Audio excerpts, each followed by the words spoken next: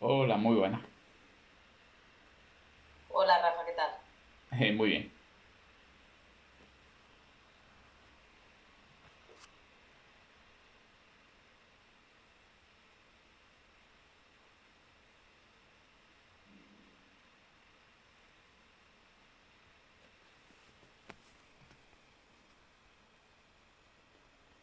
Pues vamos.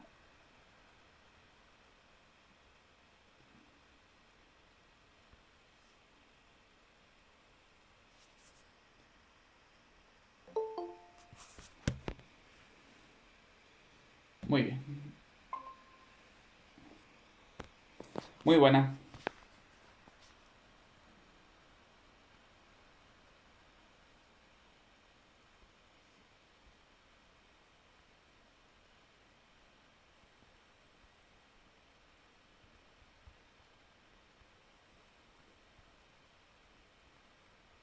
Vale, vamos a ver.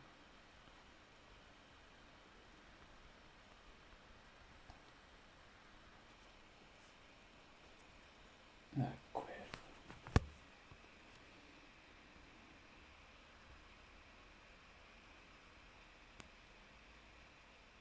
Vale, pues venga, vamos a ir empezando. Y bueno, me imagino que se incorporará más gente. Y bueno, ya sabéis que hoy lo que nos toca es sesión de temas. Voy a decir un poco cómo la vamos a estructurar.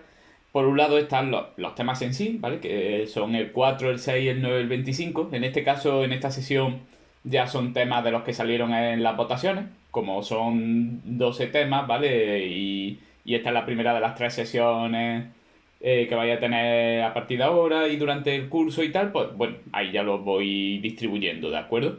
Por lo tanto, bueno, estos temas pues son de los que votaste y tal, y seguramente pues me imagino que muchos de vosotras o lo habéis estudiado con anterioridad o tenéis idea de estudiarlo ahora. Por otro lado, son temas que, bueno, están todos relacionados con lingüística, no tanto con literatura, y aunque no es tanto que a lo mejor compartan contenidos, porque directamente no es que, en algunos casos sí son contenidos que se pueden tocar un poco y eso, pero bueno, yo creo que los cuatro son aplicables, y ahí va un poco la segunda idea sobre cómo va a ser el desarrollo de la sesión, son aplicables a elementos de comentario, ¿vale? Algunos a lo mejor más directamente, de hecho algunos son tan directamente como que es, por ejemplo, la propia cohesión. Otros de manera más tangencial, pero que también, digamos, como pueden tener alguna relación o con comentarios o cuando llega el momento de realizar actividades, unidades didácticas, situaciones de aprendizaje y tal, pues también se pueden sacar elementos de esos temas. Entonces, como podéis ver en lo que he puesto para la sesión de hoy, todos los materiales, por aquí está Eva también, muy buena, estaba explicando cómo va a ir la sesión. Pues podéis ver que he puesto muchos materiales, algunos de ellos en realidad para algunas de vosotras no es que sea nuevo, porque por ejemplo hay algunos que ya usé el año pasado, como por ejemplo esa guía sobre cómo hacer la cohesión, pero la mayoría de ellos pues sí son nuevos y se basa por un lado los propios temas después de haber tenido el proceso de revisión, por otro lado una diapositiva que van a servir pues para acercarnos a cada uno de los temas y que creo que pueden servir también, os puede servir a vosotras para estudiarlo, ¿vale? Porque son como versiones esquematizadas de los temas. Y luego también, como ya sea, por ejemplo, en algún caso algún artículo periodístico o algún pequeño ejercicio, para que en vez de estar pues todo el tiempo con los temas, que por otro lado pues también se puede hacer como muy denso, al fin y al cabo si esto fuera como el equivalente a una clase de universidad, obviamente cada uno de estos temas daría para, si no una asignatura, media asignatura y se daría durante varias semanas, poquito a poquito, por lo tanto no es la idea como el equivalente a darlo universitariamente, pero sí como que sea una guía para el estudio. Entonces, estaremos con cada uno de los temas, hombre, media hora o a lo mejor un poquito más, pero luego dedicaremos cada uno después de cada uno de esos temas un tiempo a hacer como o esa pequeña práctica, así como de medio comentario improvisado, o bien como a reflexionar sobre algunos elementos que luego nos pueden servir para unidades didácticas, etcétera, etcétera, ¿vale? Antes de empezar, bueno, por supuesto, cualquier cosa, incluso que no vaya directamente sobre los temas, sino cualquier cosa relacionada con la oposición y con la preparación y eso, decírmelo en cualquier momento, ¿vale? Me interrumpís, me lo señaláis, me lo preguntáis. Da igual, aunque no se esté hablando justo de eso, al fin y al cabo, además somos pocas personas y eso. Pero aparte de eso, sobre los temas, ¿son temas que, digamos, son de vuestros favoritos, gustan? Como han salido las votaciones, entiendo que más o menos sí. Por ejemplo, el primero que vamos a empezar, el tema 4, ¿es un tema que normalmente habéis llevado o que pensáis llevar? A mí ese tema me encanta, el del lenguaje no verbal, ¿no? Eso es, lenguaje verbal y lenguajes no verbales en la comunicación humana. ¿Te gusta, no? Mucho.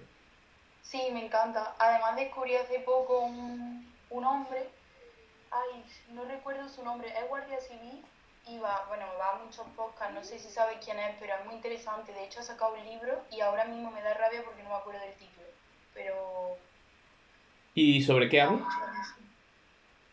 ¿Eh? ¿Sobre qué habla? ¿Cuál es su tema? Sobre el lenguaje no verbal. De hecho, es que lo voy Ah, a buscar y ahora te lo digo porque es súper interesante. La claro, verdad. sí, es cierto. De hecho, hoy en día hay como mucha gente que comparte cosas de ese tipo. Yo, por ejemplo, doy la clase de oratoria y debate. Por lo menos, por ejemplo, este año lo estoy dando en primero. Y hay varios canales de YouTube y tal, de gente, por ejemplo, que te explica cómo hablar en público y uno de los elementos, por supuesto, es el manejo del lenguaje no verbal, que estás transmitiendo cuando a lo mejor no miras directamente a las personas, o cuando las miras demasiado, o cuando te mueves demasiado rápido por el espacio y tal. Bueno, yo creo que realmente es un tema que incluso tiene como un elemento muy, muy práctico y muy directo. A todo el mundo le viene bien, y más a un profesor, ¿no? Le viene bien manejar todo ese tipo de códigos no verbales. Creo que es un tema interesante, creo que es un tema que no es difícil de estudiar, que como otros que vamos a ver también hoy, se basa sobre todo como en una sucesión de teorías sobre el tema y de distintos enfoques. Creo que los temas tal como están son bastante completos y ofrecen el suficiente material como para que veráis. Yo creo que cualquiera de estos temas, ya sea el 4, el 6, el 9, el 25, se puede realmente hacer una respuesta de 2 horas, 2 horas y media, incluso a lo mejor yo creo que con el 70% del contenido que realmente está escrito en el tema se podría responder de sobra, ¿vale? O sea, creo que en ese sentido son abundantes, dan una gran variedad de teorías y en un momento dado, vamos, y me parecería completamente lógico por vuestra parte, puede hacer uno una pequeña selección, o sea, en su estudio y tal, pues a lo mejor puedes decir, bueno, pues esta teoría a lo mejor aprendo qué es lo que es, si me da tiempo la digo, pero si veo que no me da tiempo, esta es la que voy a descartar, ¿no? A lo mejor hay algunas que son como centrales y muy clásicas que no deben faltar, pero hay otras que bueno, en fin, como que realmente... Ah, mira, por aquí, ciencia, Juanma García, ciencias del comportamiento, domina... Perfecto, domina la comunicación. Vale, pues le echaré un vistazo porque todo ese tipo de materiales pues me vienen muy bien para oratorio de debate, Está para muy, muy lengua. bien. De hecho, Perfecto. si quieres te puedes escuchar el podcast, Rafa, porque, bueno, tiene varios. Se llama, le dicen Pincho, así como sobrenombre. Y Mm. a mí me encanta, la verdad. Lo Sí, tengo ahí sí, para todo. pues genial, me parece genial. Veréis, voy a compartir por aquí porque lo que vamos a hacer primero es el acercamiento del tema y luego pues sí os voy a proponer, como he dicho antes, ¿no? Algún tipo como de práctica, ejercicio que pueda servir para repasar y todo eso. Veréis, una de las cosas que estoy haciendo en el proceso de revisión de temas, uno de los elementos, por ejemplo, que estoy especialmente interesado en revisar es lo que son las introducciones. No porque las introducciones clásicas de Atenea, por ejemplo, tengan que estar necesariamente mal. Yo, de hecho, estudié con ella, ¿vale? Yo estudié con temas que eran prácticamente estos en gran medida. Pero sí es verdad que muchos de ellos, no sé, a mí siempre me han dado la sensación de ser más como un primer punto del tema, más que propiamente una introducción, como que directamente pues se lanzan a decir pues que determinado concepto está más o menos claro, lo expone cual tal escuela o tal otra, y yo creo que la introducción tiene que tener otro papel, un poco más personal, un poco más, podríamos decir, como, y en la propia normativa lo decía, como de dar importancia al tema, entender por qué este tema, pues, qué es lo que aporta, por qué es fundamental, y sobre todo un elemento que es básico, que es la delimitación del título. Daros cuenta de que, como siempre decimos, Lo único que sabemos de los temas es lo que pone en la ley, y en la ley los temas están reducidos a un título. No es que la ley recoja un título y un esquema básico, ni un índice, ni nada parecido. Es solo un título. Por lo tanto, siempre que el título ofrezca, y yo creo que inevitablemente lo tiene que ofrecer, algún tipo de ambigüedad, porque es casi imposible que con unas pocas palabras y eso no tengan cierto punto de ambigüedad, creo que conviene siempre empezar aclarando cuál es nuestro enfoque, cómo vamos a delimitar el tema. Muchas veces en ese sentido a lo mejor se puede aludir a que este tema a lo mejor, digamos, como que tiene conexiones con otros temas, pero que al mismo tiempo eso hace que ciertos contenidos sean excluyentes. Es decir, que si cierto elemento se pide en un determinado tema, entendemos que no se pide en otro, que no se van a solapar, ¿no? Que no es la idea de la legislación.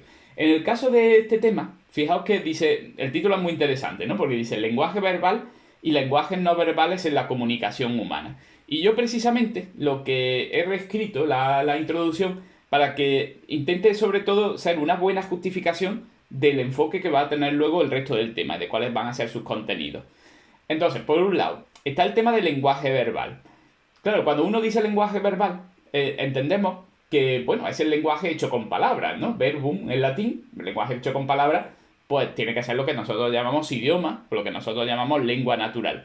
Entendiendo que por lengua natural es todos aquellos lenguajes que en realidad no son lenguajes artificiales creados desde cero, como pueda ser, pues no sé, algunos, bueno, ni siquiera el Esperanto o algunas lenguas universales están hechas desde cero, ¿no? En muchas ocasiones, porque están hechas con materiales de otras lenguas, ¿vale?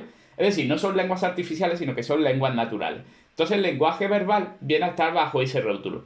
Lo que pasa es que, claro, si uno, por ejemplo, dice, bueno, entonces quieren que hable de los idiomas, quieren que hable de las lenguas naturales, uno se vería con la situación de que realmente todos los temas podrían estar bajo ese rótulo. Es decir, la oposición entera, los 72 temas, podría poner acercamiento al lenguaje verbal. Incluso hasta los temas de literatura, en el fondo es el lenguaje verbal usado para hacer arte, ¿no? O sea que, claro, eso como no tiene sentido, porque ahora, venga, como nos piden el lenguaje verbal, voy a hablar, por ejemplo, de la gramática del verbo en español. O voy a hablar de, yo qué sé, de la sintaxis española, no tiene sentido.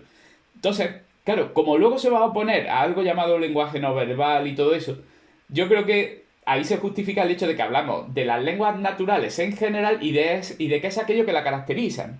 Es decir, frente a otras formas de comunicación o frente a otras formas como de pura información, que ahora veremos lo que significa eso, pues qué características tiene. De ahí se justifica luego un apartado como el que habla de que las lenguas naturales, humanas, pues tienen características propias como doble articulación o como composicionalidad o como por ejemplo prevaricación, es decir, esas características que se ven luego.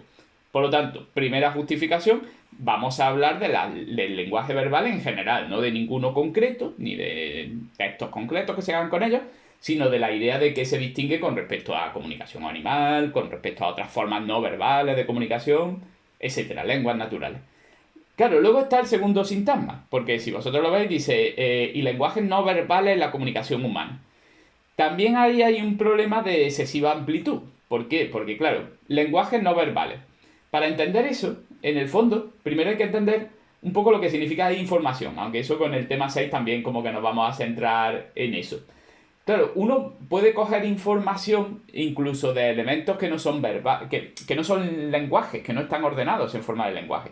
Cuando yo, por ejemplo, miro el cielo por la mañana y está nublado y está muy gris y yo saco la información de que probablemente va a llover y me debo llevar el paraguas, no es que el cielo esté usando un lenguaje, ¿no? El lenguaje del cielo para hablarme. Entendemos que para que haya lenguaje, pues tiene que haber, digamos, como un ordenamiento, una estructura, un carácter hasta cierto punto arbitrario, una codificación que suele ser de tipo cultural, etcétera, etcétera. Claro, eso el ser humano lo ha hecho con muchos lenguajes no verbales, no es que haya unos pocos, hay muchísimos. Y por poner un ejemplo, las propias matemáticas o el propio lenguaje de programación o muchos otros que hay, la propia notación musical, ¿vale? Son lenguajes no verbales. Pero claro, tendría muy poco sentido que en una posición de lengua y literatura, pues nosotros ahora dijéramos por qué, porque el pentagrama tiene 5 notas, o porque el signo igual se estableció a lo largo del tiempo, o algo parecido, no tiene sentido. Entonces, Claro, nosotros interpretamos y lo defendemos en la introducción, ¿vale? No hay que darlo por hecho, es mejor defenderlo en la introducción. Que esos lenguajes no verbales van a ser lenguajes no verbales que tienen cierta relación con el lenguaje verbal. Y que tienen cierta relación sobre todo porque se suelen dar a su alrededor. Es decir, que cuando nos comunicamos en una conversación, pues al mismo tiempo estamos haciendo gestos, al mismo tiempo estamos haciendo, digamos, haciendo inflexiones de voz que no son puramente codificables en forma de palabras, que al mismo tiempo pues estamos, pues no sé, estableciendo como una cierta distancia con respecto al receptor, etcétera, etcétera. Yo ahí en la introducción he usado una palabra que ahí, veréis, yo, vamos, la he usado porque creo que es bastante descriptiva, ¿no? Pero no es que la haya encontrado en ningún sitio, aunque me extrañaría que alguien no la haya usado, que es que digo, claro, lenguajes no verbales que sean periverbales. Peri en el sentido, ese prefijo de que ocurren alrededor, ¿vale? Es decir, que ocurren alrededor del lenguaje verbal. Y ahí sí hay un elemento que bueno, con respecto a la versión anterior del tema, yo mismo he considerado que, bueno, todos estos lenguajes no verbales normalmente se dan alrededor del lenguaje oral. Es la conversación la que suele estar, digamos, como acompañada de otros elementos no verbales que la enriquecen. Pero bueno, en el caso de la escritura, realmente cuando leemos, normalmente no hay solo palabras puras ahí sin ningún tipo de elemento visual, sino que normalmente lo que llamamos tipografía, disposición en la página y todo eso, en el fondo es un segundo código, no estrictamente verbal, que se superpone al verbal. Por eso, normalmente son lenguajes no verbales los que tratamos en el tema, son lenguajes que están relacionados con la oralidad, pero bueno, en algún caso también puede haber lenguajes no verbales relacionados con la escritura que también enriquecen la escritura, ¿vale? En cualquier momento y tal, cualquier duda, aportación o cosas que no veáis claras y eso, pues me lo decís, ¿vale? Y eso. Veréis, luego en cuanto al resto del tema, yo he hecho presentaciones como muy densas, ¿vale? Son presentaciones con bastante detalle, porque la idea es sobre todo que acompañen al estudio. Yo sinceramente, estas presentaciones, si yo ahora me tuviera que volver a estudiar estos temas, el resumen que yo me haría coincidiría básicamente con las presentaciones que os pongo. Porque tienen, digamos, como, creo que tienen el suficiente nivel de detalle, pero al mismo tiempo como el suficiente nivel podríamos decir, de brevedad a la hora de escribirlo. Es como, vale, si yo puedo pasar de estos puntos uno detrás de otro, cada uno al siguiente, si luego los voy completando con relación más extensa, con conectores, con ejemplos adicionales y tal, pues realmente tendría la respuesta a un tema. Vale, antes por ejemplo, de seguir por ahí, eh, si yo os preguntara, ¿qué características definen a las lenguas humanas en el sentido de las lenguas naturales, de los idiomas, con respecto a otras formas de lenguaje, incluso las que no son humanas? ¿Qué características son propias solo del lenguaje humano? Decirme alguna.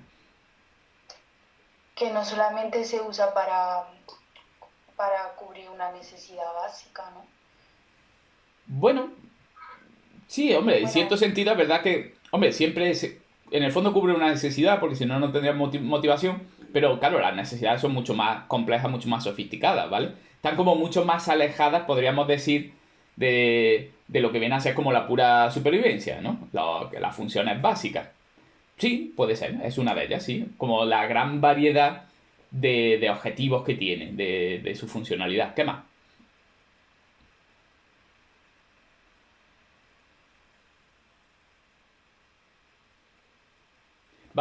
Pensar, por ejemplo, hacer una comparación mental con lo que viene a ser lenguaje animal, por lo que vienen a ser, por ejemplo, yo qué sé, los cantos de pájaros. Hay pájaros que a lo mejor tienen cierta sofisticación porque no solo tienen un tipo de canto, a lo mejor tienen 10, 15, 20, ¿no?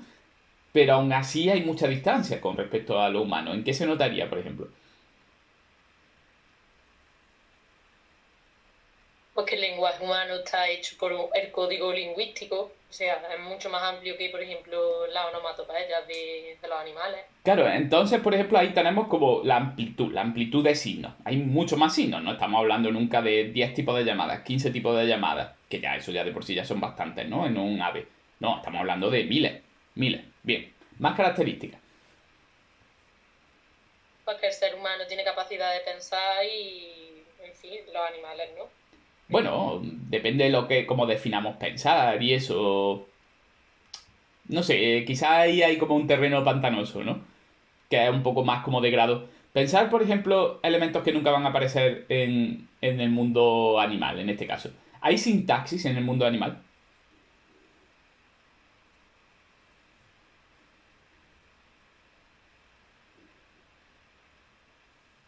Nos quedamos así. ¿Qué me decís? ¿Vosotros diríais que los cantos de pájaro tienen sintaxis? Es que los pájaros, dependiendo de la especie, siempre tienen un canto peculiar, ¿no? Puedes Claro, distinguir los cantos de los pájaros. claro, pero me refiero, ¿esos cantos tienen sintaxis? ¿Está organizado sintácticamente? Yo diría que no. No, no están organizados sintácticamente, pero vamos a entender qué significa eso, ¿vale? Alguna vez, por ejemplo, si habéis cogido una calculadora, en la calculadora, por ejemplo, uno pone el 5 y el signo de, por ejemplo, de la raíz. Y cuando le das igual te pone syntax error. Porque claro, lo que te está diciendo la calculadora es, esto que me está diciendo no tiene ningún resultado porque no responde a la sintaxis de las matemáticas. Es decir, en la sintaxis de las matemáticas el número está, digamos, como dentro de ese signo y no está fuera de ese signo, ¿no? O sea, si tú me das el número y luego el signo no tiene nada, hay una... No, no es que sea falso, es que es un error sintáctico. Claro, solo puede haber sintaxis si hay distintos elementos que están unos dentro de otros y que se organizan mediante una serie de reglas. Claro, si parte de... Imaginaos, incluso aunque fuera... No, no es que para que haya sintaxis tenga que ser el lenguaje muy complejo. Un lenguaje podría ser muy simple y tener sintaxis, pero aún así no es lo que suele ocurrir en los lenguajes animales. No sé si hay algún caso raro. Perdona, es que porque... Ay, que estaba cargando mal el portátil. Pensar una cosa, por ejemplo, imaginaos que una vez diera como, por ejemplo, yo qué sé, 5 notas seguidas, ¿no? De 5 alturas diferentes. Sube y baja y da 5 notas. Claro, si por ejemplo dijéramos, las 2 primeras notas significan peligro y las 3 siguientes significan el tipo de peligro. Por ejemplo, ¿qué te digo yo? Hay una combinación que significa serpiente y hay otra combinación que significa águila. Con lo cual el ave sabría si el peligro va por abajo o por arriba, ¿no? Por poner un ejemplo. Y tú dijeras, pero para que el ave lo entienda, además siempre se da, primero, esto que te estoy diciendo no es, por ejemplo, yo que sé, que quiero hacer un nido contigo, sino que lo que significa es peligro, y luego la segunda parte. Entonces ya habría un sintaxis. Incluso aunque el ave solo manejara 5 o 6 signos, ya habría sintaxis. Sin embargo, no es eso lo que solemos observar, por ejemplo, en otros tipos de lenguajes no humanos. En otros tipos de lenguajes vemos que los signos siempre son como bloques, son bloques enteros. No es que digas, vale, esta parte del signo es tal, esta parte del signo es tal, y por lo tanto hay combinatoria. Nada más que la característica esa de la sintaxis ya da lugar a muchas otras. Porque si tienes, por ejemplo, combinatoria, pues tienes, por ejemplo, la posibilidad de hacer mensajes que nunca antes se han dicho de antemano. Porque, claro, si, es como que si te dan las piezas para jugar, pues entonces tú a lo mejor las puedes reordenar para que signifiquen ciertas cosas que a lo mejor nunca antes se han dicho así. De hecho, una gran cantidad, por ejemplo, de las frases que nosotros decimos, ¿vale? Como suelen decir los generativistas, pues son frases que nunca jamás han dicho. O sea, no las podemos decir simplemente por imitación porque es que nunca las hemos oído así. Hemos oído sus componentes. O sea, las frases que decimos están hechas de palabras que hemos oído, pero la sintaxis nos permite ordenarla de una forma que no se ha dado nunca con anterioridad. Vale, pues eso es otra característica. También, por ejemplo, el tema de lo que ya va ahí, por ejemplo, prevaricación, en el sentido de que mentir. Claro, ¿cómo va a ser mentira, por ejemplo, el canto de un pájaro? No sé, a lo mejor en un momento dado hay algo parecido, como engañar al rival. O, por ejemplo, abstracción, ¿no? Hablar de elementos que no están directamente aquí, o elementos que en realidad de manera metafórica aluden a todo un grupo de elementos, ¿no? A abstracciones. Hay toda una serie de características. Lo digo porque veréis, todo ese apartado que está relacionado con el lenguaje verbal, si uno más o menos mentalmente hace esa comparación, ¿vale? Del lenguaje verbal con los lenguajes animales y tal y cual, pues puede sacar muchos de esos elementos. Fijaos, por poner ahí algunos. Hay como varias capas, ¿no? En el sentido de que al principio del estructuralismo con Saussure, por ejemplo, él habla de la arbitrariedad y la linealidad. La arbitrariedad lo que significa es que realmente entre cada uno de los signos y su referente, a no ser que estemos hablando como de una onomatopeya, ¿no? En donde se imita un sonido o algo así, pues realmente no hay una conexión. de parecidos, es arbitrario, es decir, la rosa no se llama así porque tenga una determinada forma ni nada parecido. La linealidad pues significa que en realidad, ya sea por escrito o oralmente, entendemos el lenguaje como una línea en una sola dimensión que avanza, a diferencia, por ejemplo, que te digo yo, del lenguaje musical en donde tenemos pues varias, a lo mejor, polifonías y varias líneas al mismo tiempo. En realidad, normalmente el lenguaje no lo entendemos con varias líneas al mismo tiempo, entendemos solo una. La productividad, ¿no? Lo que hemos dicho antes, se pueden hacer mensajes que nunca antes se han dicho, cosa que no está al alcance, por ejemplo, de un ave. La doble articulación, recordad que la doble articulación significa que tú creas signos que tienen significado mediante la combinación de elementos que por sí mismos no tienen significado. Y eso se da tanto oral como escrito. Es decir, si tú, por ejemplo, dices, vale, yo produzco un texto y el texto está dividido, por ejemplo, en oraciones. Y las oraciones están divididas en sintagmas y los sintagmas están divididos en palabras y las palabras están divididas en morfemas. Y los morfemas están divididos en fonemas. Claro, cuando llegas, por ejemplo, a ese punto, o incluso al de la sílaba en un momento dado, ya te encuentras con elementos que no tienen significado. En todos los otros sí, porque incluso muchos de los morfemas pues puedes decir, bueno, pues no sé, la S significa plural, ¿no? La A significa femenino. Sin embargo, por ejemplo, y de la A, cada una de las líneas por escrito, o de la sílaba, por ejemplo, la del lápiz, cada una de esos fonemas que hace significa algo. Una es la punta del lápiz y otra es el mango, pues no, ¿vale? Eso se llama doble articulación. Capacidad metalingüística. Claro, el pájaro no puede hacer un canto sobre los cantos, ¿de acuerdo? No puede hacer una gramática de los cantos. Y por ejemplo, fijaos que luego lo vamos a practicar ahí con un pequeño texto. Por eso no me voy a parar ahora como mucho rato, porque precisamente he puesto el texto para hacerlo luego de manera como más entretenida. La clasificación de Hockett, sistematizada por Moreno Cabrera, es la más completa, ¿no? que tenemos. Entonces ahí hay como 3 elementos básicos, el de la economía, creatividad y simbolismo, y luego por dentro muchos más. Pero luego con un determinado texto, pues os voy a ayudar, os voy a enseñar cómo se puede ejemplificar en un momento dado y cómo eso puede contribuir a que si vosotros respondéis al tema, primero que os acordéis de todo este tipo de características y luego que os vengan al vuelo como ejemplos rápidos y claros para poder convencer al tribunal, ¿no? De que todas estas características son ciertas, ¿vale? Entonces, lo digo porque este primer apartado de lenguajes verbales, que como hemos dicho es como qué caracteriza en general a las lenguas naturales, creo que es muy resumible. Es decir, que si uno tiene todas esas características en la mente y llega a comprenderlas bien, no tiene uno realmente que aprenderse una redacción para cada una de ellas, sino que en el momento podría uno improvisar la definición y el ejemplo, la definición y el ejemplo, la definición y el ejemplo. Llenas bastantes páginas con calidad, ¿vale? Te basas, por ejemplo, en algunos de los autores que vienen ahí, con su bibliografía correspondiente, y queda uno pues perfectamente bien, ¿vale? Muy bien.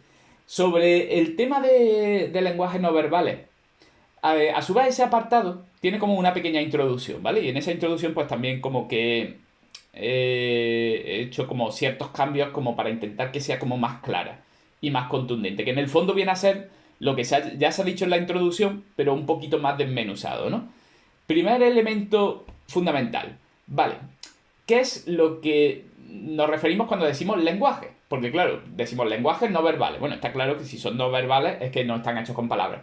¿Pero en qué sentido son lenguajes? Para no caer en lo que he dicho antes, ¿no? Si miro por la ventana y veo que hay nubes, o si, por ejemplo, ¿qué te digo yo? Una persona, por ejemplo, yo recojo la información de que puede estar enferma porque le tocó la frente y está la frente muy caliente, no voy a decir que hay un lenguaje de la fiebre, ¿no? La fiebre nos habla con su propio lenguaje. O lo podemos usar como metáfora, pero realmente no tendría... Algo nos dice que eso no tiene mucho sentido. Entonces yo ahí he establecido 4 elementos, que yo creo que son pues, bastante lógicos, que para que un elemento sea lenguaje hasta cierto punto, lo digo porque no tiene por qué ser de manera absoluta, de hecho en estos lenguajes no verbales en ninguno de ellos se da de manera absoluta, pero tienen que ser arbitrarios, sistematizables, dependientes de convenciones culturales y más o menos estables en el tiempo. Yo creo que es fácil de recordar y de explicar si lo entendemos bien. Veréis, con arbitrario, ¿qué quiere decir? Vamos a pensar, por ejemplo, en alguno de esos lenguajes no verbales. Vamos a pensar, por ejemplo, en los gestos, ¿vale? ¿Vosotros pensáis que los gestos que hacemos al hablar son puramente naturales?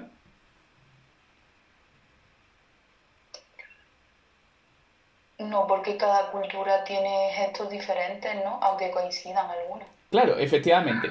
Entonces, claro, obviamente tiene que haber un punto de arbitrariedad. Tiene que haber un punto ahí de arbitrariedad. Claro, no tiene por qué ser completa. O sea, por ejemplo, es muy fácil. Ay, mira, tenemos aquí a. Ahí va. Muy buena, estamos por aquí repasando el tema 4 y eso. Lo que os digo, no tiene por qué ser completamente, porque incluso en los lenguajes verbales hay universales, ¿vale? Porque, y además yo estoy convencido de ello, hacía un poco a la idea de Chomsky, hay como un instinto del lenguaje y nuestro cerebro está un poco ya preconfigurado para ello. Pero con los lenguajes no verbales, hombre, hay elementos si una persona, por ejemplo, en cualquier cultura, por muy lejana que sea, hace un gesto, digamos, como de este tipo que estoy haciendo ahora, es decir, que está moviendo así las manos hacia adelante y pone cierta cara, pues hombre, entendemos que a lo mejor no es un gesto amistoso, ¿no? Porque entendemos que nos está empujando, somos objetos físicos también del mundo y con ese gesto no nos estaría acercando, nos estaría alejando. Pero claro, por otro lado sabemos que ni siquiera en países cercanos se hacen exactamente los mismos gestos y que muchas veces incluso hasta puedes reconocer de dónde es una persona por su gestualidad, hombre, por seguir el topicazo y eso, ¿no? Pensemos en los típicos gestos italianos, ¿no? Y todo eso. Entonces, por un lado, hay cierta arbitrariedad, uno puede decir, ¿es absolutamente necesario que el gesto no sea sobre el eje vertical y el gesto sí sea sobre el eje horizontal y el gesto sí sea sobre el eje vertical? Bueno, pues no sé si a lo mejor hay un significado muy profundo y tal, pero a lo mejor es puramente arbitrario, incluso puede haber culturas en donde sea al contrario, ¿vale? Otro elemento que sea sistematizable, y uno puede decir, ¿sistematizable? Por ejemplo, ¿podría uno hacer como una guía y podría uno hacer como una enseñanza de cómo van a ser los gestos de una cultura para que tú los sigas, esta costumbre? Pues sí. Es decir, podrías hacer un sistema. De hecho, podrías hacer, por ejemplo, que te digo yo, un vídeo, ¿no? Un tutorial en YouTube sobre cómo es la gestualidad en China, ¿no? Por si vas a viajar allí y todo eso. Dependen de convenciones culturales, ¿vale? No tiene por qué ser de manera absoluta, pero sí depende de convenciones culturales y entendemos que tienen cierta estabilidad en el tiempo, ¿vale? Que no es algo simplemente que hoy es de una forma, mañana de otra, que aunque sepamos que, por ejemplo, no son permanentes, es decir, que si viajamos, por ejemplo, a la Italia, a la Venecia del siglo XIV, en 1325, no esperamos que vamos a reconocer a italianos modernos haciendo los mismos gestos, probablemente no hacían los mismos, lo mismo nos sorprende y algunos se parecen, ¿vale? Entonces, pero sí es verdad que, hombre, entendemos que el año que viene los gestos que se hacen en España, en Andalucía y en Italia o en Japón, pues se van a seguir pareciendo entre sí, porque se van transmitiendo de padre a hijo, porque se van transmitiendo en el ambiente. Teniendo en cuenta eso, pues ya entendemos en qué sentido son lenguajes. Y ya descartamos, pues, otro tipo de información que incluso se puede dar durante la conversación, porque en realidad podemos recoger información hasta de los zapatos, ¿no? Que lleva nuestro interlocutor. Pero, sin embargo, quizás no sean propiamente lenguaje, ¿vale? Por eso, bueno, ahí he puesto tal, lo de claro de la arbitrariedad, en fin, es un poco como la introducción. Y hay entre los distintos lenguajes no verbales que se dan, digamos, como rodeando la conversación, están, por ejemplo, la kinésica, está la prosémica, está el paralenguaje y luego he añadido también el tema de la tipografía. En vez de meternos como de cada uno de ellos como punto por punto tal, os voy a hacer algunas preguntas generales. Por ejemplo, ¿qué es lo que entendemos por kinésica? Los movimientos, ¿no? Los movimientos. ¿Cuál es su... ¿De dónde viene? ¿De dónde viene kinésica? De, del griego, movimiento, Efectivamente. ¿no? Claro, kinos, ¿vale? Que por ejemplo es lo mismo que aparece en cine. O sea, cuando nosotros decíamos cine, que era el acortamiento de cinematógrafo, claro, es el kine, lo que significa movimiento, el grafo es escritura. Cuando los hermanos Lumière inventan lo que inventan, pues entonces es una forma de escribir el movimiento, ¿no? Mediante fotografías sucesivas. Bueno, por lo tanto, los movimientos que hacemos al hablar. Yo creo que de ahí, por ejemplo, la clasificación que creo que, hombre, todas tienen su importancia y tal, pero la clasificación que viene aquí de Ekman y Friesen creo que es bastante completa y creo que es como muy buena para insistir en ella y para desarrollarla con mucho cuidado, ¿no? Que es el tema, por ejemplo, de ahí emblemas, ilustradores, muestras de afecto, tal. Daros cuenta de que con emblemas, de alguna manera sería, casi podríamos decir, yo qué sé, como un poco la onomatopeya, no exactamente, pero sí gestos que directamente refieren a una palabra o a un sintagma muy concreto. Muchas veces por el parecido incluso que se produce con respecto a la propia acción. Y ahí tenemos, por ejemplo, la idea del gesto de comer o la idea del gesto de dormir. ¿Vale? Pues todo el mundo va a otro país, no le entienden absolutamente nada, tú no lo entiendes a ellos, e intentas hacer cosas parecidas, ¿no? Te echas así sobre las manos, o intentas llevarte algo a la boca. Claro que ahí puede cambiar mucho, incluso el propio hecho de que se coma con tenedor a que se coma con palillos, pues a lo mejor cambia ya el gesto, ¿no? Eso por ejemplo, tiene su reflejo también en el lenguaje de signos, tal y cual. Por lo tanto, hay gestos que directamente lo que intenta es como generar en la mente de la otra persona una palabra o un determinado sintagma, ¿no? Cuando no es posible hacerlo mediante otro medio. Otros, por ejemplo, son ilustradores, ¿vale? O sea, la idea de que, por ejemplo, enfatizan ideas, que representan, como dice ahí, ¿no? Espacios, ritmos, tal. O sea, en un momento dado porque tú dices, venga, como este es el punto más importante, pues justo voy a señalar, ¿no? Mientras lo digo, todo ese tipo de cosas. Muestras de afecto, ahí por ejemplo entraría incluso elementos como la propia sonrisa.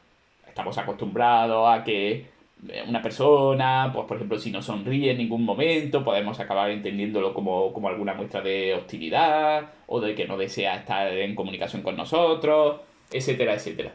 Reguladores, ¿veis? Dice, organiza el flujo conversacional. De alguna manera, pues por ejemplo, sirven pues para dar turnos, para interrumpir, para pedirle a la otra persona como que siga añadiendo más elementos porque no lo hemos entendido del todo, entonces pedimos más detalles a partir de ello, ¿vale? O como dice ahí, los adaptadores, que, bueno, fijaos que lo que aquí llaman Ekman y Friesen adaptadores, podríamos incluso pensar si son a lo mejor los que menos son lenguaje, ¿no? Porque algunos de ellos pues pueden ser directamente incluso tics, o pueden ser directamente como, en fin, gestos pues para aliviar la tensión, o para, no sé, depende, ¿no? Pero vamos, estarían ahí como en un Rafa, punto, sí, una pregunta. Es que no sé, llevo hace un rato dándole vuelta y no sabría cómo llamarlo. Imagínate que te gusta mucho el fútbol y llevas una camiseta del Córdoba, ¿no? sí. Eso no es lenguaje, pero comunica, entonces, ¿qué es? O sea, un adorno, pero... Bueno, un adorno, pero es que sí que estás comunicando algo, ¿no? No, sí, sí, verá. Es que, mira, luego en el tema 6, por ejemplo, vamos a incidir un poco en el concepto de información, ¿vale? Te lo digo por lo siguiente, ¿vale? Porque en realidad es que ahí hay como una diferencia de grado, que tampoco es que haya como un punto en el que dice, bueno, a partir de aquí es el lenguaje y a partir de aquí no es el lenguaje. Te lo pongo de la siguiente manera. Información es simplemente como que dicho así como de una manera como muy técnica, el mundo no está en una disposición puramente aleatoria, ¿no? O sea, por ejemplo, tú no puedes obtener información del aire si el aire simplemente está como tal cual. Pero si el aire, por ejemplo, está vibrando de una determinada manera que nunca lo haría de manera natural, como por ejemplo cuando yo hablo lo que hago es vibrar al aire, entonces tú puedes recoger información y, por ejemplo, puedes estar recibiendo de esa vibración del aire una clase de oposiciones, como lo estás recibiendo ahora, ¿vale? Claro, entonces, cualquier elemento que no lo consideremos puramente aleatorio ya nos está dando información. ¿Qué puede ser un elemento aleatorio? Claro, siempre es aleatorio con respecto a una expectativa, en este caso, no a una aleatoriedad puramente física. Por ejemplo, el hecho de que yo lleve esta camisa ahora mismo, para vosotros es aleatorio, en el sentido de que no entendéis que se esté dando ninguna información con ella porque no pone nada. Ahora, o no tienen, no sé, es esperable simplemente. Si yo, por ejemplo, apareciera con una camiseta del Córdoba, claro, vosotros tendríais como varias informaciones de ahí. Podríais obtener la información de que soy aficionado al Córdoba, no soy aficionado ni siquiera al fútbol, ¿de acuerdo? O sea, me da igual, ¿no? Y tal, de que tengo a lo mejor, pues yo qué sé, unos gustos peculiares pues, para presentarme a una clase, ¿no? Es decir, podría obtener cierta información. Claro, que eso fuera lenguaje es dudoso. Hombre, es verdad que tú podrías decir, La moda ha llegado a cierto grado de sofisticación de tal manera que hasta cierto punto podrías hablar de un lenguaje de la moda. Hombre, es un ámbito humano que está muy codificado y que puede llegar a estar muy sofisticado. Que yo, por ejemplo, llevando la camiseta del Córdoba, esté ejerciendo el lenguaje de la moda o del vestido. Bueno, podría llegar a decirse eso, ¿vale?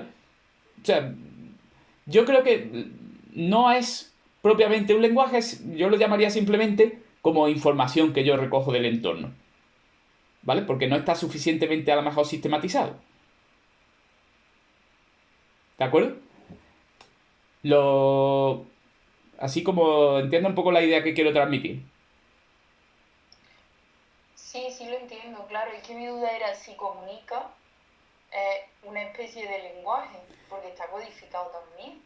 Claro, lo que pasa es que hay que entender ahí lo que añade lo de comunica, que es, por ejemplo, si yo, por ejemplo, tengo la intención justo de ponerme por ejemplo, si yo fuera, ¿no?, a los partidos de fútbol y yo me pongo esa camiseta, pues obviamente la estoy usando como un signo ante los demás de soy uno de vosotros, ¿de acuerdo? Y estoy de vuestra parte. Por lo tanto, clarísimamente lo estoy usando como un signo de comunicación, ¿vale? En algunos casos podría producirse ni siquiera una comunicación en el sentido de que hubiera una intención, sino que simplemente la otra persona recoge información de mí. O sea, puede recoger información de mi camiseta igual que en el fondo recoge información, pues yo qué sé, del hecho de que tenga barba, pues dice, pues yo qué sé, pues probablemente sea un hombre, ¿no? Mide tal altura y tal, pues es una información que no sé, me podría venir bien saberla, yo qué sé, por si me tengo que pelear con él, ¿no? O algo parecido, ¿no? A lo mejor si mide 2 metros, pues prefiero huir. Pero claro, en esos casos sería difícil llamar como que hay una forma de comunicación. En la camiseta, por lo menos, sí es verdad que como yo tengo que elegir la camiseta, pues podríamos decir que hasta cierto punto la he usado para comunicarme. Que eso sea realmente un lenguaje, el lenguaje de las camisetas o del vestido. Bueno, podría serlo, pero quizá mejor no de una manera tan clara o tan sistematizada. Hombre, por supuesto, como el lenguaje verbal o el lenguaje de los gestos y todo eso. ¿Vale? Hombre, es que se me está ocurriendo, por ejemplo, algo curioso, que los cárteles de la droga de este país de Latinoamérica, donde entró el presidente este y metió un montón en la cárcel. No me... Bukele, sí, en El Sí, Salvador. eso. El Salvador, eso. Los presos se comunican a través de sus tatuajes. No, claro, y ahí realmente hay un lenguaje en el sentido de que los tatuajes significan cosas concretas. De hecho, por ejemplo, la propia policía y el ejército, pues claro, me acuerdo en un reportaje, ¿no? Que tenía ahí como una especie como de gran manual con fotografías que decía, mira, esto es esta banda, significa que es esta banda operando en esta ciudad y al mismo tiempo significa que es de este grado, ¿vale? O sea, que a lo mejor de un grado bajo o a un jefe de grado alto. Vamos, de hecho, incluso hasta cierto punto podría haber hasta sintaxis en ese lenguaje de los tatuajes. Sí, sí, o sea, realmente sí, es que el ser humano en realidad está siempre inventando todo tipo de formas de lenguaje. En el momento en que se empiezan a transmitir culturalmente y se empiezan a sistematizar, empiezan a adoptar las características de un lenguaje. Sí, sí. Otra cosa son aquellas que incluso ocurren no intencionalmente, lo que he dicho antes, la fiebre, la altura, el hecho de que una persona, pues yo qué sé, sea moreno o que tenga un determinado color de piel, pues no son intencionales, pero también recogemos información. Y eso. Sí, es muy interesante, la verdad. Eh, Perdona, que he cerrado. En vez de avanzar, he cerrado la presentación, pero lo abro enseguida. Vale, es lo que os decía, porque quiero ahora como pasar a un pequeño ejercicio que tengo por ahí y eso. Esa clasificación dentro de la kinésica, yo creo que esa es bastante útil, la de Ekman y Friesen. Hay otros elementos más y todo eso. Eh, Fijaos que hay una de las cosas que se señala en general y que viene como en la parte final. En la relación entre lenguajes verbales y no verbales, os lanzo la siguiente pregunta. Si vosotras vierais como una falta de congruencia, una contradicción entre el lenguaje verbal y el lenguaje no verbal, ¿a cuál creeríais más? ¿Cuál tendemos a creer más? ¿El verbal o el no verbal? Lo verbal, ¿no? ¿Por qué? Dime por qué, porque yo estoy de acuerdo, pero dime por qué.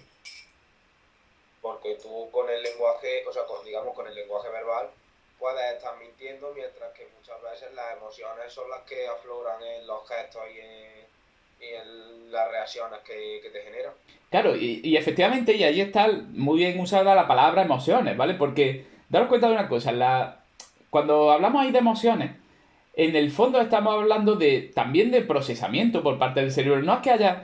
No es que digamos como que el razonamiento habla de la realidad y las emociones no. Tanto las emociones como lo que podríamos llamar pensamiento, razonamiento, son análisis de la realidad. Cuando yo me asusto, yo analizo la realidad y reacciono asustándome. Pero en el fondo es como que el circuito de las emociones normalmente es un circuito que suele ser como más corto y de reacción rápida, ¿vale? De hecho, implica partes del cerebro y eso que muchas veces tienen como eso, como una estructura como más corta y más rápida. De tal manera que son más difíciles de falsear. Hasta tal punto que, por ejemplo, un actor, para falsear ese tipo de emociones, es decir, hacer como que las tiene y tal, en un momento dado, hombre, necesita un entrenamiento muy grande.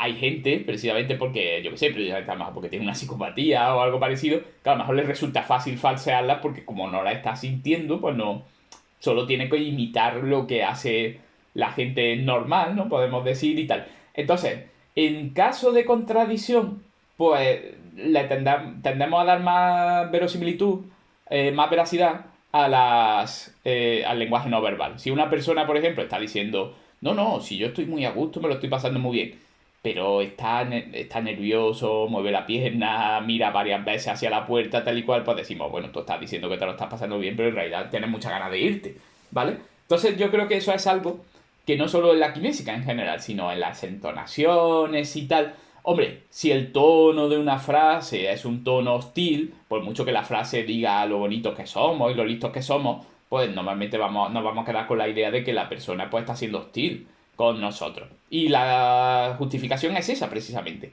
que las emociones se procesan de una manera más rápida y en un circuito más corto dentro del cerebro y son más difíciles de falsear, no imposibles, pero sí más difíciles de falsear.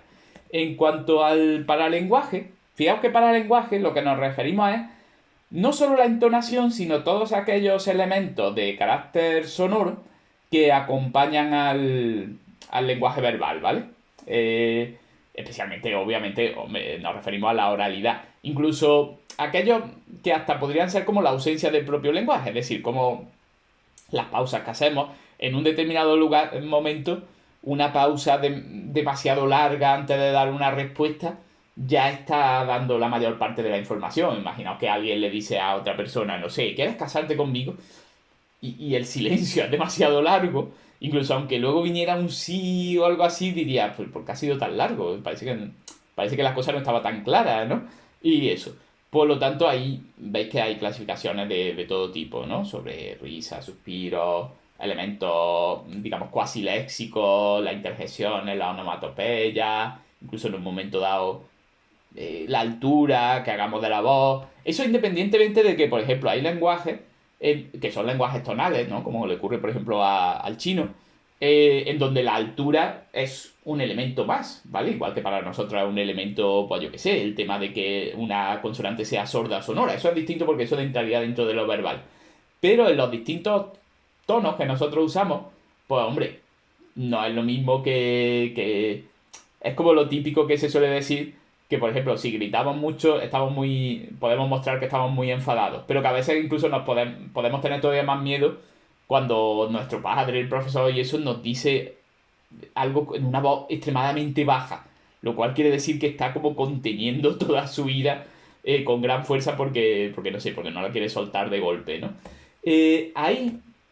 Hay un elemento que, bueno, porque ahí se van dando diversos detalles y tal, pero un elemento que es bastante curioso y que creo que se podría añadir en un momento dado. ¿Sabéis lo que significa tener oído absoluto? Hay gente que lo tiene, pero es una minoría de la población. ¿Lo habéis oído alguna vez? Creo que es capaz de reproducir cualquier sonido, ¿no? No tanto de reproducir, o sea, porque, bueno, luego puede ser capaz de hacerlo o no, pero sobre todo tiene que ver. ¿Cómo?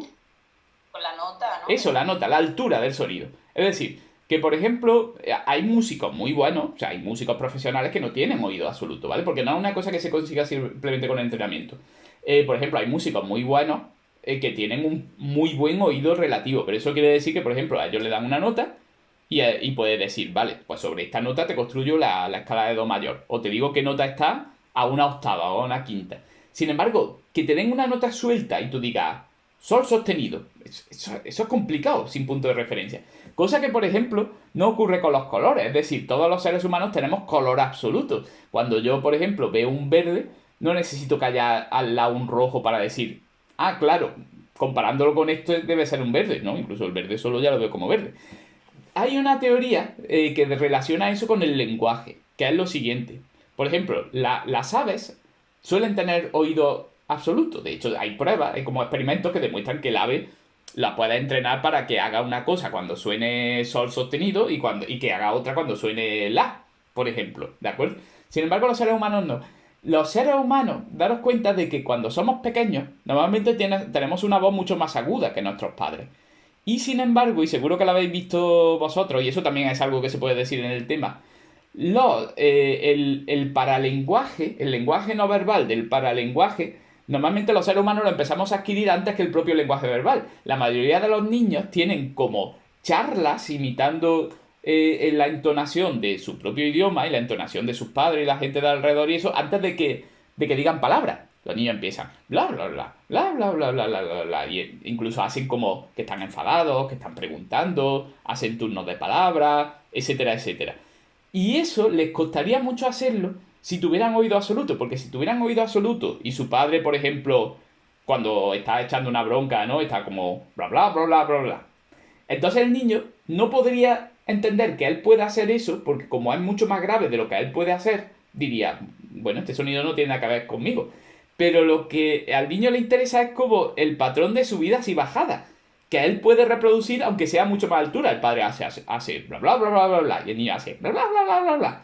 Lo importante es cómo suba y baja el sonido y dónde estén los silencios, no tanto a qué altura esté. Entonces, al ser humano en general no le favorecería para aprender el paralenguaje de su propio idioma el hecho de tener oído absoluto, pese a que algunos, es verdad que una minoría de seres humanos lo tienen. Curiosamente luego se pierde con la edad, es bastante curioso. Y por lo visto dicen que para la gente que lo tiene es como muy triste, ¿no? Llega un momento en que cuando son adultos lo pierden, ¿de acuerdo? Porque le sirve para imitar el sonido.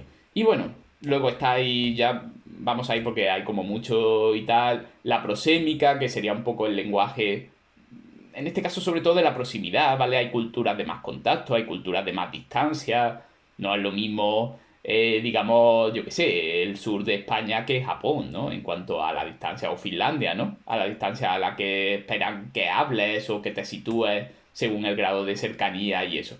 He añadido ahí un apartado de tipografía en el sentido de que la tipografía en el fondo es un código no verbal alrededor de un código verbal, pero en este caso escrito. Por ejemplo, entendemos que el hecho de que algo esté más grande, de que esté subrayado, de que esté en rojo, pues tiene cierto significado y que ese significado, aunque en el fondo tiene como también algo de, no es puramente convencional, porque el hecho de que las cosas más grandes nos parezcan más importantes no es una pura convención, es que, hombre, si viene a nosotros un objeto gigantesco a gran velocidad nos asusta más que si fuera pequeño, ¿vale?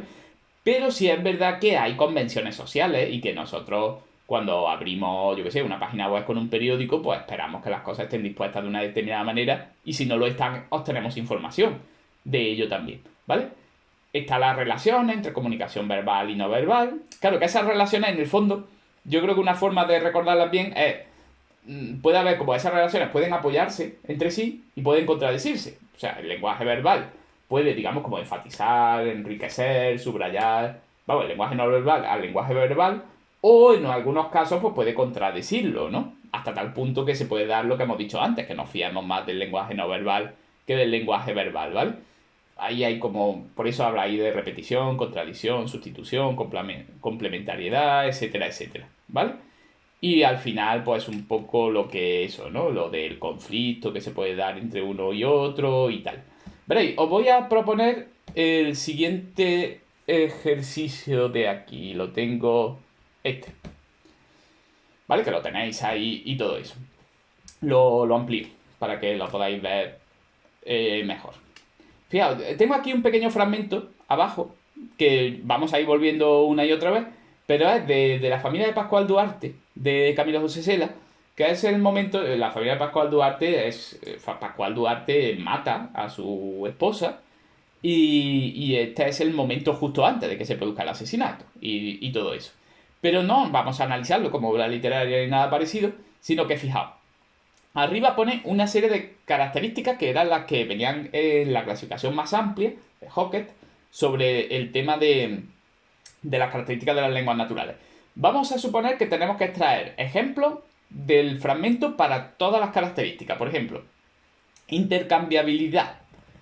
¿Hay intercambiabilidad aquí en este fragmento? O mejor dicho, empezamos diciendo, ¿qué significa intercambiabilidad dentro de las características del lenguaje humano? Que se establezca un diálogo, ¿no? No es eso, no es eso. Es que es verdad que, claro, el intercambio parece que significa eso. Es algo más básico en realidad. Fíjate que está bajo el rótulo de economía. Fijaos, aquí habla, por ejemplo... Ah, vale. Eso es. Aquí habla, por ejemplo, fijaos, que habla Pascual Duarte y la esposa, a punto de morir. Claro, ella no lo sabe en ese momento. ¿Qué vas a hacer? Nada, ¿por qué? No sé, parece como si te encontrase extraño. Claro, ¿cuál es el código que están usando para comunicarse? La lengua, ¿no? Lengua, concretamente en este caso lengua española. ¿Usa cada uno un código diferente? Es decir, quiero decir, ¿los dos hablan lengua española? Sí. Pues eso es la intercambiabilidad, es que es tan básico como eso. Es decir, que no hay un código distinto para emisor y un código distinto para receptor. La eficiencia. Veréis, por ejemplo, cuando dice...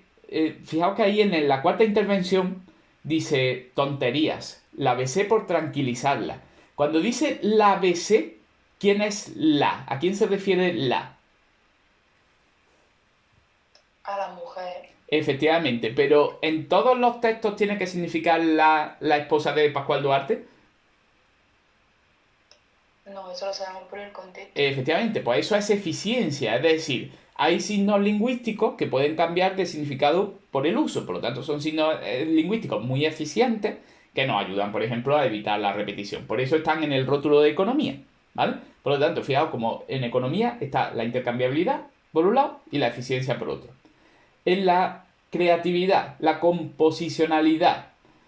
A ver, cuando él dice, por ejemplo, parece como si te encontrase extraño, ¿vale? O por ejemplo cuando dice, yo qué sé, fue el último beso que le di.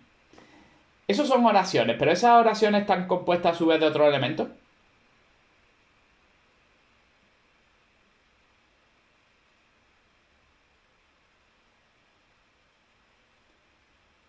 Es decir, cada una de estas está compuesto de otros elementos.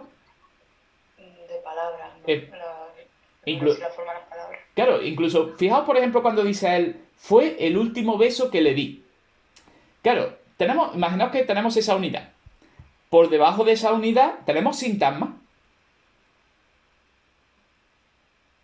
Sí, Claro, por ejemplo, ¿cuál sería ahí un sintagma de 3 palabras? el último beso. El último beso. Sabemos que el último beso es una sola realidad, no son 3 realidades diferentes, son una. Luego cada una de ellas está compuesta a su vez como de, en fin, de palabras, ¿de acuerdo? E incluso, por ejemplo, si vemos cualquiera ahí que tenga como variación de género, de número, de tiempo, como los verbos, pues también tenemos morfemas. Y a su vez, por ejemplo, está compuesto de fonemas. Eso se llama composicionalidad. Es decir, que no es que haya un signo lingüístico que se usa cada vez que tú le das el último beso a alguien, sino que la idea de beso, la idea de la idea de último, la idea de di, son como piezas por separado que tú puedes ordenar de distintas formas. Eso, a su vez, se organiza mediante la recurrencia, que es que los mismos patrones de organización se dan a distintos niveles. Es decir, pensad, en el lenguaje, muchas veces, digamos, por ejemplo, está el elemento, a ver cómo digo, por ejemplo, el elemento marcado y el elemento no marcado. Eso se puede dar, por ejemplo, en el caso de artículos, por ejemplo, un artículo determinado o un artículo indeterminado, se puede dar a nivel de fonema, cuando, por ejemplo, una palabra puede significar una cosa u otra, si se está produciendo, por ejemplo, con una consonante sorda o sonora, Es decir, por ejemplo, no es lo mismo que te digo yo, tato que dato, ¿de acuerdo? Es decir, que la lengua lo que usa es los mismos patrones de repetición, los mismos patrones de estructuración, tanto en lo grande como en lo pequeño. Eso es lo que se llama recurrencia, ¿vale? La especialización. A ver, dice ahí, ¿el acto físico del lenguaje tiene que ver con su propio significado?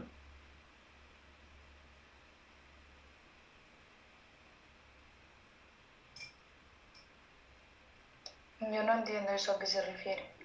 Vamos a decir lo siguiente, por ejemplo, cuando él dice, ella dice, ¿qué vas a hacer? Y él dice, nada.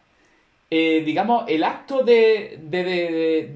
por ejemplo, de decir la palabra nada, tiene que ver con el hecho de no hacer nada. Ah, no, de hecho hay una contradicción, ¿no? Claro, bueno, de hecho va a Sí, ser, lo hace. de hecho va a ser mentira, que por ejemplo el Rafa, que... perdona, se va a acabar la llamada. Ah, vale, se va a acabar la llamada, perfecto, pues entonces vamos a hacer cambio de llamada.